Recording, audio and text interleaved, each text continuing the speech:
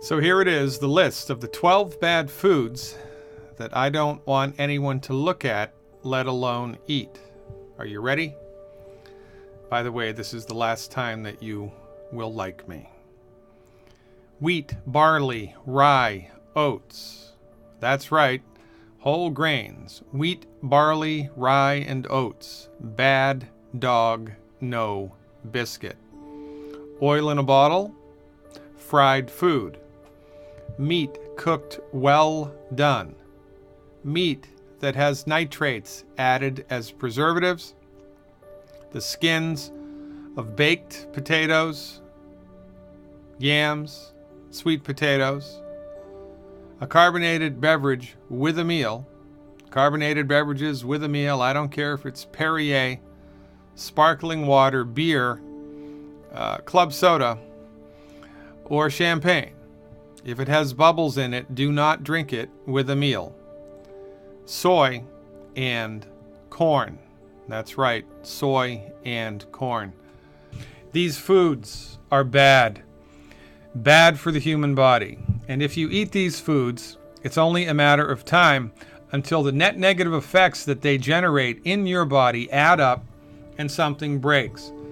Very much like the straws that broke the camel's back. If you unwittingly consume food that's hurting your body every single day, it's only a matter of time until something goes wrong. One of the biggest myths that's persistent in the popular culture of the 21st century is the myth of the whole grain. Wheat, barley, rye, and oats contain a protein called gluten. And gluten is bad for most human beings. Why? Because the gluten molecule is a protein made of amino acids which are daisy-chained together. And amino acids are essential nutrients. The body needs them, can't make them. Amino acids are essential for health. It's the job of your stomach to break apart the amino acids inside the gluten protein, liberating the amino acids, giving your body access to the amino acids that make up gluten. But the chemical bonds that hold the amino acids together inside of the gluten protein are very difficult, if not impossible, for your stomach acid to digest.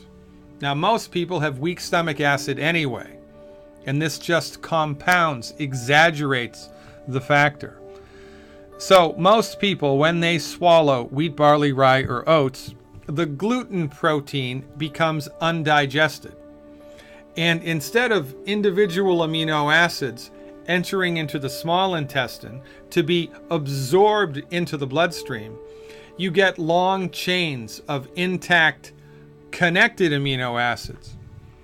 And when your small intestine attempts to absorb the undigested long chains of amino acids, that causes a lot of problems. The tissue in the intestinal tract, which is responsible for absorbing nutrients, becomes damaged. It's kind of like if a vacuum cleaner with a bristle brush is trying to vacuum up a string of pearls. The string of pearls is going to jam up the gears. But if the bristle vacuum attempts to suck up individual pearls on the carpet, it can do that no problem. Similar circumstance here in the small intestine, which leads to one of life's greatest ironies. Consistent consumption of whole grains will hurt you. Not only does it hurt you directly by damaging tissue in the body, but it hurts you indirectly because the tissue that it damages is responsible for absorbing nutrients. The more whole grains you eat, the less able your body is to absorb nutrients into the bloodstream.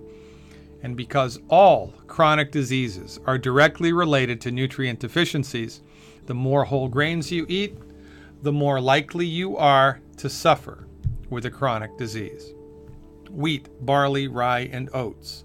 Stop eating them now. Next on the list, oil and fried food. Oil oxidizes. If you look at an olive oil bottle, a canola oil bottle, a flaxseed bottle, any type of oil in a bottle, between the top of the oil and the top of the bottle, there's an air gap. Air contains oxygen. And as the oil sits in the bottle, it is becoming oxidized. The longer it's in the bottle, the more oxidized it becomes. And when you pour that oil onto a cooking surface, a fry pan or a wok, for instance, you heat the oil, it oxidizes within minutes. When you introduce an oxidized substance into the human body, you create inflammation. Inflammation, low levels of low-grade, constant inflammation, which, again, like the straws that broke the camel's back, add insult to injury. And it's only a matter of time until your system can't handle that anymore and something breaks. When you fry food, this process becomes accelerated remarkably. Oil heated in a fryolator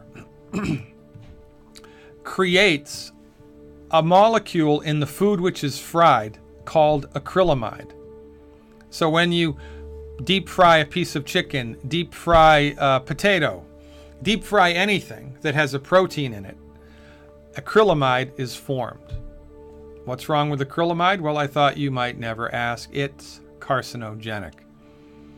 Now, when you look at a map of the United States, county by county of life expectancies, the people in the United States that have the shortest life expectancies live in the South, the old Confederate South. They have the same doctors, the same education, the same water, the same hospitals, the same everything that everybody else in the United States has. So why do they have the shortest life expectancies? I'll tell you why. Because in the United States, in the South, below the Mason-Dixon line, fried food is a religion. Fried food for breakfast, fried food for lunch, fried food for dinner. It's just part of the cultural ethos. The more fried food you eat, the shorter your life will be, because you're introducing cancer-causing substances, inflammatory-causing substances into your body all of the time. And that's not a good idea. I know that Dr. Oz told you to drink olive oil, but Dr. Oz is a medical doctor trained in cardiovascular surgery. If you are attempting to understand the meat and potatoes of medical nutrition, no oil in a bottle. That means no salad dressing, no cooking oil, certainly no fried food. I don't even want you to be downwind of fried food. Eliminate them completely. On salads, you can use vinegar, you can use lemon juice, you can use salt and pepper. And now at health food stores, you can find salad dressing which is oil-free. And if you'd like to cook something in a fry pan, no harm, no foul, use butter or lard, not Crisco. Lard is rendered animal fat, rendered goose fat, rendered duck fat, rendered pork fat, rendered beef fat. Like the French, cook with lard, cook with butter, use salt, live long, and prosper. Next on the list, red meat cooked well done. You will read research every once in a while that relates directly the consumption of red meat to higher incidences of cancer, especially colon cancer. Well, our argument is it's not the meat. It's what's in the meat or how the meat is cooked. When you cook red meat well done, you cook it through and through, a chemical is created called a heterocyclic amine. And heterocyclic amines cause inflammation and cancer. If you cook red meat rare or medium rare, there are less heterocyclic amines. So cancer-causing substances, it only makes sense, are smart things to stay away from. If you are a meat lover, a meat eater, then cook your meat rare or medium rare. And if you use a grill, wrap it in aluminum foil, because the grill marks on the steak are not only carbon, but they're heterocyclic amines. So avoid that noise and optimize the structure and function of your body moving forward. It's not the meat, it's how it's cooked or what's in it, which leads us to the next thing on the list, meat that has nitrates added as preservatives. Deli ham, deli turkey, bacon, pepperoni, sausage. There are a lot of meats which the butcher injects nitrates into to keep the meat looking nice and red in the deli case. Only problem with nitrates, when they're heated, they turn into a chemical called a nitrosamine, which is carcinogenic. So our recommendation, avoid meat that's been injected with nitrates. This is easier than you think. If you shop at Whole Foods, all the meat that's available in a Whole Foods marketplace is nitrate free. If you have a local butcher, tell your butcher that you have an allergy to nitrates. You don't. But if your butcher thinks you're allergic to it, then he will make sure the meat that he or she sells you will be nitrate free. No nitrates, no cancer, no inflammation. Get it? Got it? Good. Next on the list, the skins of baked potatoes, yams, or sweet potatoes. You know when the skins get nice and crispy because they're twice baked or thrice baked, right? Well, the skin of the potato, when it gets crunchy and crispy like that, is loaded by virtue of the heating process with heterocyclic amines. Heterocyclic amines, now you know, cause cancer and inflammation. So if you want to eat a potato, a yam, or a sweet potato that has a crispy crust, crispy skin, don't eat the skin. You can eat the potato part, but not the skin. If you'd like to eat the skin, then you can boil the potato, yam, or sweet potato, or put them in a crock pot. When the skin is crunchy and crispy, you must not eat it. I mean, if you breathed in asbestos every day, it's only a matter of time until you get mesothelioma, right? If you work in a coal mine without a mask, it's only a matter of time until you get black lung. So stop eating food that's gumming up the works. Stop eating food that's hurting you. And you're going to go a long way towards supporting and promoting your body's ability to fix itself. Carbonated beverage with a meal. Why is that, Dr. Glidden? Well, the bubbles in your carbonated beverage. By the way, I don't care if it's beer, champagne, soda water, Perrier, sparkling water, ginger ale, soda pop, anything at all that has bubbles in it. The bubbles are carbon dioxide. Carbon dioxide has an interesting property. It reduces acidity. It neutralizes acids. Carbon dioxide neutralizes acids. So when you drink something with bubbles in it during a meal, you're neutralizing the stomach acid in your stomach. And this is not a good idea. In a healthy stomach, your stomach acid should be so strong that if you chopped off a finger and swallowed it, your stomach would digest it down to the bone. Your stomach is a bag of acid. The stronger the acid, the better. But when you drink a carbonated beverage immediately before or during a meal, you impede the digestive process of the stomach by neutralizing the stomach acid. Most people have weak stomach acid anyway, because in order to have strong stomach acid, you must be salting your food liberally. Your body needs the chloride that's in the salt to make strong hydrochloric acid. And you also need calcium in order to have the acid squirted into the stomach from the chief cells in the stomach. Chief cells make the hydrochloric acid and they squirt them out into the stomach. If you're calcium deprived, deficient in the trace mineral calcium, the introduction of hydrochloric acid into the stomach will be compromised. Now, most people have been told by their medical doctor to be on a salt-restricted diet, and most people are deficient in calcium. So most people's stomach acid is weak to begin with, and then when you pour a carbonated beverage into the stomach on top of weak acid, it's super weak, and you're not going to digest hardly anything out of your food. Soy and corn.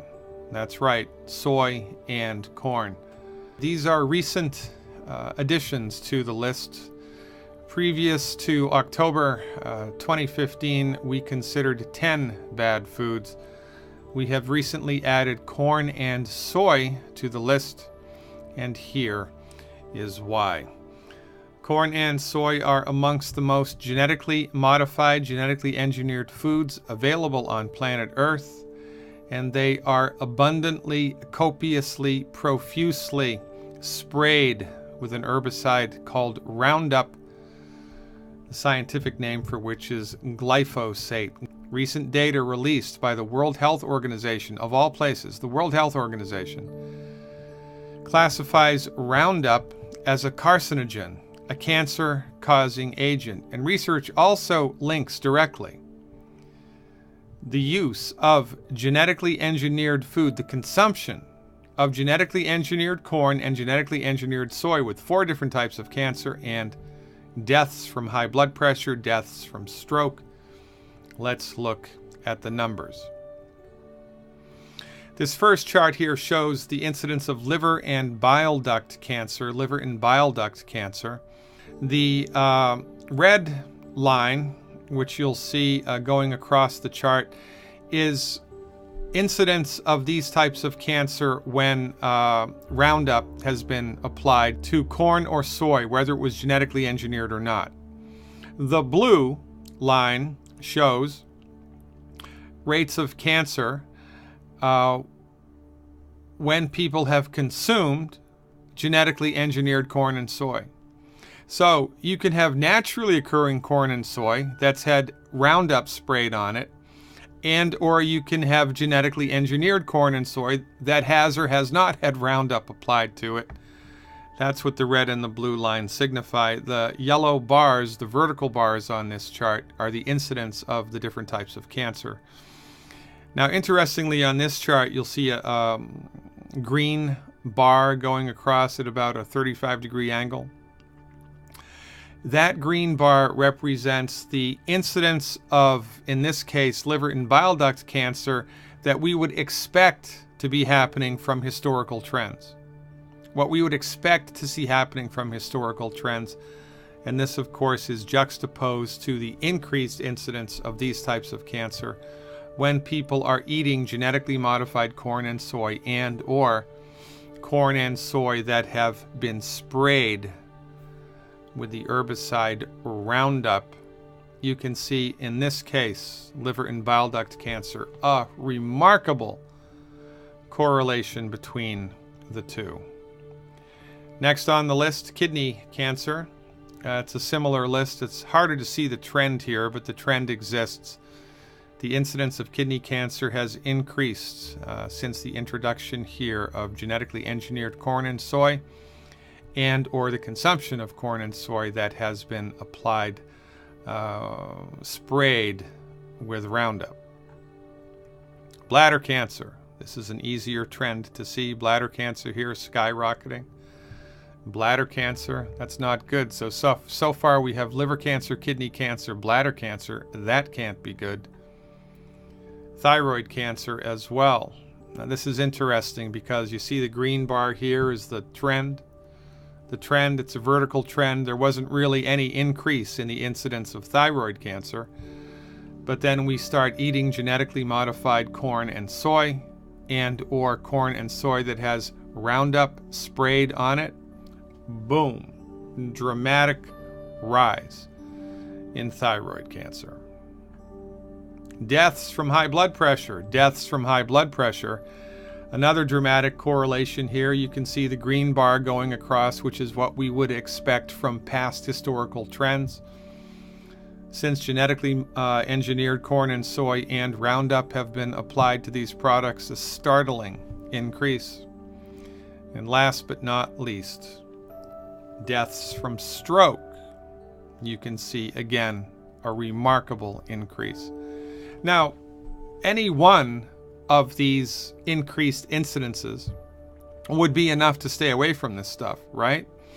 But when you put them all together, it makes genetically engineered corn and soy and or corn and soy that's been sprayed with Roundup the biggest, baddest voodoo daddy of them all.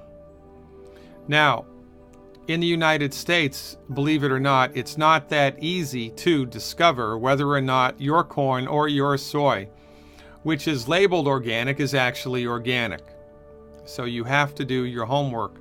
Whole Foods, interestingly enough, has a very good labeling system through which they help you, the consumer, determine whether or not, or the extent to which the food that you think is organic actually is organic. Unless you grow your vegetables and fruits yourself in the United States, it is virtually impossible to tell whether or not it has in fact been genetically engineered. Moral to this story is just avoid corn and soy unless you know for sure it's not genetically engineered, it's heirloom corn and soy, and absolutely positively it's not been sprayed with the pesticide Roundup. Interestingly enough, this should also extrapolate into corn syrup, which the food industry is putting in just about everything these days. So I'm making the assumption here that if pesticide Roundup applied to corn and soy does this, I would also assume that the pesticide applied to tomatoes and avocados and oranges and grapefruits and spinach and every other vegetable and fruit would have similar results. That's an extrapolation. I haven't seen the science, but remember, if it looks like a duck, flies like a duck, quacks like an MD, you should stay away from it. For goodness sakes, go organic, ladies and gentlemen. Educate yourself about what really is organic and what is suspect. And for goodness sakes, my recommendation, stay the heck away from corn and soy. In addition to the other 10 bad foods, nutrify your body every day with the 90 essential nutrients. Live long and prosper. Thanks for your attention and your time. I'll see you around campus.